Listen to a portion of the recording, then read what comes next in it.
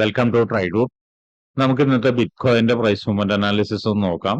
അതിനുവേണ്ടി one day ചാർട്ടാണ് എടുത്തിരിക്കുന്നത്. One day ചാർട്ടിൽ നോക്കിയാൽ കാണാം കഴിഞ്ഞൊരു 3-4 ദിവസമായിട്ട് നല്ല രീതിയിലൊരു കൺസോൾട്ടേഷൻ ആണ്. എന്നിരുന്നാൽ പോലും താഴെ നിന്ന് നല്ല രീതിയിലുള്ള പ്രഷർ ഉണ്ട്. കൺസോൾട്ടേഷൻ ആയതുകൊണ്ട് കൃത്യമായിട്ട് മാർക്കറ്റ് എങ്ങോട്ട് മൂവ് ചെയ്യും എന്നുള്ള കാര്യമൊക്കെ പറയാത്തൊരു ബുദ്ധിമുട്ടാണ്. എങ്കിലും നമുക്ക് മാർക്കറ്റ് എത്താൻ സാധ്യതയുള്ള ഒരു ഏരിയ 11ന്റെ മുകളിലോട്ട് മാർക്കറ്റ് എത്താനുള്ള സാധ്യത കാണുന്നുണ്ട്. ഒരു FEG ഉണ്ട്. അപ്പൊ ഈ ലെവലിനെ ഒന്ന് നമ്മൾ മാർക്ക് ചെയ്ത് വെക്കുന്നുണ്ട്. 2 ഏരിയാസ് അവിടെ മാർക്ക് ചെയ്ത് വെച്ചിട്ടുണ്ട്. അതുപോലെ തന്നെ താഴോട്ടേക്ക് വരികയാണെങ്കിൽ ഒരുപക്ഷെ മാർക്കറ്റ് കുറച്ചും കൂടി എത്താൻ സാധ്യതയുള്ള ഏരിയ എന്ന് പറയുന്നത് ഈ ലെവലും കൂടിയാണ്. ആ ലെവലിനെ ഒന്ന് മാർക്ക് ചെയ്ത് വെക്കുന്നുണ്ട്. അപ്പൊ ഇത്രയാണ് വൺ ഡേ ചാർട്ടിൽ നമ്മൾ മാർക്ക് ചെയ്ത് വെക്കുന്നത്. വൺ ഡേയിൽ നോക്കുന്ന സമയത്ത് മാർക്കറ്റ് ഒരു അപ് ട്രെൻഡ് തന്നെയാണ്. എന്നിരുന്നാലും കുറച്ചും കൂടി താഴോട്ടേക്ക് വരാനുള്ള ഒരു സാധ്യത കാണുന്നുണ്ട്. അതൊന്ന് എവിടെ വരെ വരും എന്നുള്ള മറ്റുള്ള കാര്യങ്ങളൊക്കെ നമുക്ക് ചെറിയ ടൈം ഫ്രെയിമിലേക്ക് പോയിട്ട് നോക്കാം.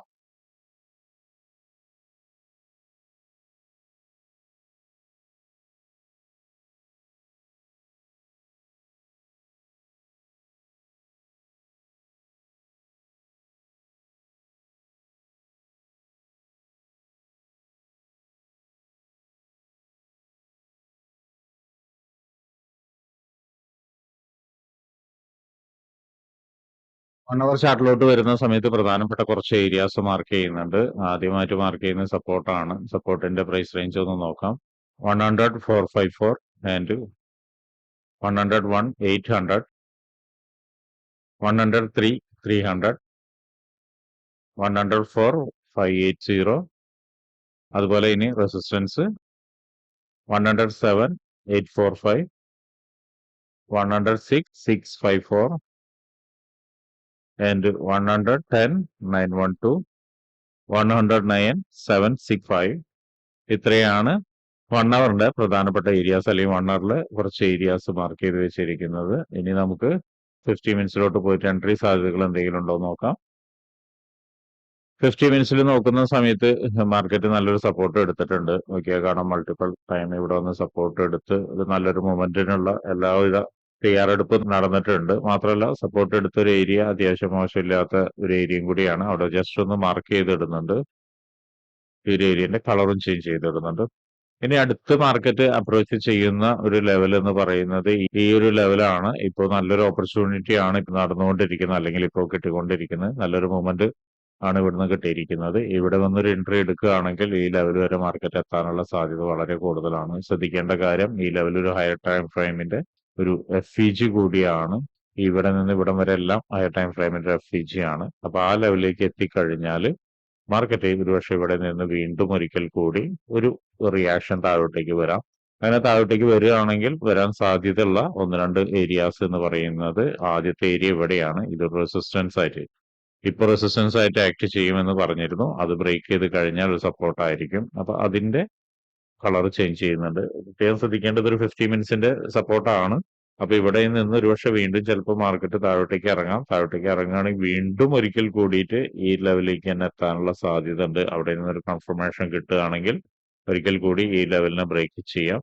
അല്ലെങ്കിൽ നേരത്തെ പറഞ്ഞ പോലെ തന്നെ ഇവിടെ നിന്ന് വീണ്ടും നല്ലൊരു സ്ട്രോങ് കൺഫർമേഷൻ കിട്ടുകയാണെങ്കിൽ മാർക്കറ്റ് ഈ ലെവലിൽ നിന്ന് വീണ്ടും ബ്രേക്ക് ചെയ്ത് മുകളിലോട്ട് പോകാനുള്ള സാധ്യത ഉണ്ട്.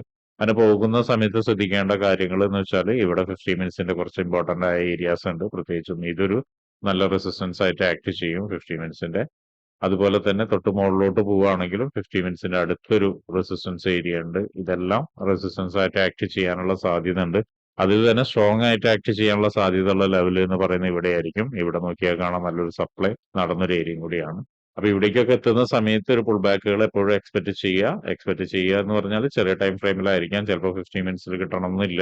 അപ്പൊ അവിടേക്ക് ചെറിയ ടൈം ഫ്രെയിമിൽ പോയിട്ട് പുൾ ബാക്കുകൾ കിട്ടുന്നുണ്ടോ, കിട്ടുന്നുണ്ടെങ്കിൽ തന്നെ അതിന് കൺഫർമേഷൻ എടുത്തിട്ട് നമുക്ക് ഓപ്പോസിറ്റ് ട്രേഡ് എടുക്കാവുന്നതാണ്. പക്ഷെ കൺഫർമേഷൻ നിർബന്ധമായും വേണം. ഇനി അതുപോലെ തന്നെ മറ്റൊരു കാര്യം എന്ന് പറയുന്നത്, മാർക്കറ്റ് ഇപ്പൊ നേരത്തെ പറഞ്ഞ പോലെ ഇവിടെ നിന്ന് ഒരു കൺഫർമേഷൻ എടുത്ത് താഴോട്ടേക്ക് വരികയാണ്. അതായത് ഈ ലെവൽ വന്നു കഴിഞ്ഞതിന് ശേഷം ഈ ലെവലും ബ്രേക്ക് ചെയ്ത് കഴിഞ്ഞാൽ അടുത്ത് മാർക്കറ്റ് എത്താൻ സാധ്യതയുള്ള ലെവൽ എന്ന് പറയുന്നത് ഇവിടെയാണ്. ഇവിടെ എന്ന് പറഞ്ഞാൽ അതും വളരെ സ്ട്രോങ് ആയിട്ടുള്ള ഏരിയാസ് ആണ്. നോക്കിയാൽ കാണാം ഈ ഏരിയയുടെ അടുത്തേക്ക് എത്തുന്ന സമയത്ത് നല്ലൊരു മൂവ്മെന്റ് മുകളിലോട്ട് തന്നിട്ടുണ്ട്. പിന്നെ അത് മാത്രമല്ല ഇവിടെ നിന്നാണ് വലിയൊരു മൂവ്മെന്റ് മാർക്കറ്റ് ഒരു സപ്പോർട്ട് എടുത്ത് മുകളിലോട്ട് പോയത്. അപ്പോൾ ഈ ലെവലും വളരെ സ്ട്രോങ് ആയിട്ട് ആക്ട് ചെയ്യാനുള്ള സാധ്യതയുണ്ട്. എക്സ്പെഷ്യലി ഇവിടേക്കൊക്കെ എത്തുന്ന സമയത്ത് ശ്രദ്ധിച്ചാൽ കാണാം. ഇവിടുന്നൊക്കെ ഡിമാൻഡ് ക്ലിയർ ആയിട്ട് ക്രിയേറ്റ് ചെയ്ത് പോയതാണ്. അപ്പൊ ഇവിടേക്കൊക്കെ എത്തുന്ന സമയത്ത് ഒരുപക്ഷെ ഒരു കൺഫർമേഷൻ ഒക്കെ കിട്ടുകയാണെങ്കിൽ മുകളിലോട്ട് ട്രേഡ് എടുക്കാവുന്നതാണ്.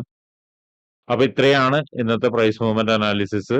ശ്രദ്ധിക്കേണ്ട കാര്യങ്ങൾ, മാർക്ക് ചെയ്തിട്ടിരിക്കുന്ന പ്രധാനപ്പെട്ട ഏരിയാസിലേക്ക് മാർക്കറ്റ് വരുന്ന സമയത്ത് എങ്ങനെയാണ് ബിഹേവ് ചെയ്യുന്നത് എന്ന് നോക്കിയതിന് ശേഷം മാത്രം ട്രേഡ് എടുക്കാൻ ശ്രമിക്കുക. അല്ലാതെ ഒരിക്കലും ബ്ലൈൻഡ് ആയിട്ട് ട്രേഡ് എടുക്കരുത്.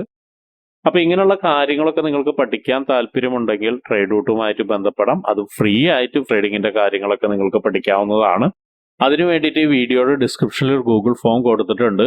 ആ ഗൂഗിൾ ഫോം കൃത്യമായി വായിച്ച് അതിലുള്ള കണ്ടീഷൻസ് ഒക്കെ ഓക്കെ ആണെങ്കിൽ മാത്രം ഫിൽ ചെയ്യുക. അതോടൊപ്പം തന്നെ ഡിസ്ക്രിപ്ഷനിലുള്ള വാട്സപ്പ് ചാനലിൽ നിങ്ങൾക്ക് ജോയിൻ ചെയ്യാവുന്നതാണ്. അവിടെ ട്രേഡ് റൂട്ടിന്റെ അപ്ഡേറ്റ്സ് ലഭിക്കുന്നതാണ്. അപ്പൊ എല്ലാവർക്കും ഇന്നൊരു പ്രോഫിറ്റബിൾ ഡേ ആവട്ടെ എന്ന് ആശംസിക്കുന്നു.